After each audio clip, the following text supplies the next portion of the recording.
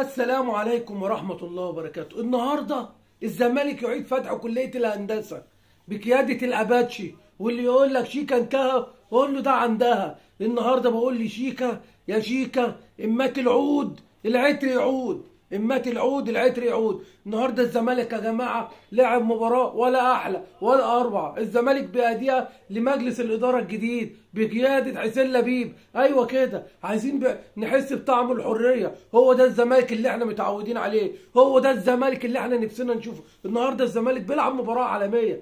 الدنيا والصحافه بعد المباراه بيقول لك النهارده كان الزمالك عامل فيها السيتي. يا جماعه السيتي بيقابل ريال مدريد، السيتي بيقابل برشلونه. هو ده الزمالك اللي احنا عايزينه، هو ده الزمالك بتاع زمان. نرجع كده وان شاء الله الونش راجع واللعيبه المصابه راجعه والزمالك يرجع يقف على رجليه عشان ناخد بطولات. يا جماعه جمهور الزمالك النهارده اسعد ايام حياتنا، اسعد ايام حياتنا رغم الظروف اللي احنا بنمر فيها. الواحد كان نفسه يوم يرقص يوم يزغرط عشان خاطر الزمالك فرحنا النهارده، بس لولا الاحداث اللي احنا بنمر بيها في منطقتنا الواحد حزين، الواحد حزين فمش قادر يفرح الفرحه الكامله. بس الزمالك النهارده اسعدنا واسعد جمهور نادي الزمالك.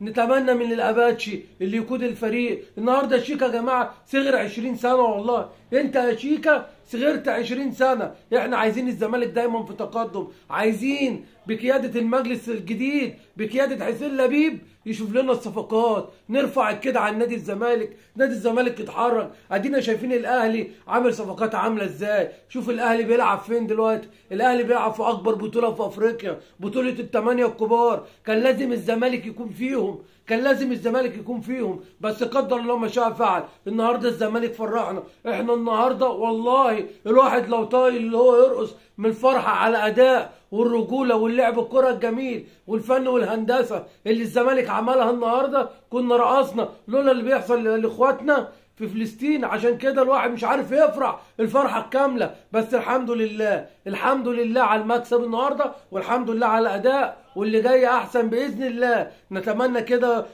من الزمالك والكابتن شيكا العالمي، شيكا اللي اذهل الناس، اللي كل ما بيكبر بيحلو اكتر واكتر. كل ما بتكبر يا شيكا بتحلو اكتر واكتر. عايزين دايما الزمالك يفوز ويفرحنا على طول. عايزين ناخد الكونفدراليه، عايزين ناخد الدوره يا جماعه. معانا منافس شرس، منافس ما بيسيبش البطوله بالساهل. الاهلي يا جماعه، الاهلي اللي بياكل كل البطولات. النهارده عاوزين الزمالك يقف على رجليه عشان نخطف بطوله من الاهلي، عشان نخطف بطوله من الاهلي زي ما خطف مننا كهربا وزي خطف مننا امام عاشور. احنا نخطف منه الدوري ولا الكاس يا جماعه. باذن الله الزمالك راجع.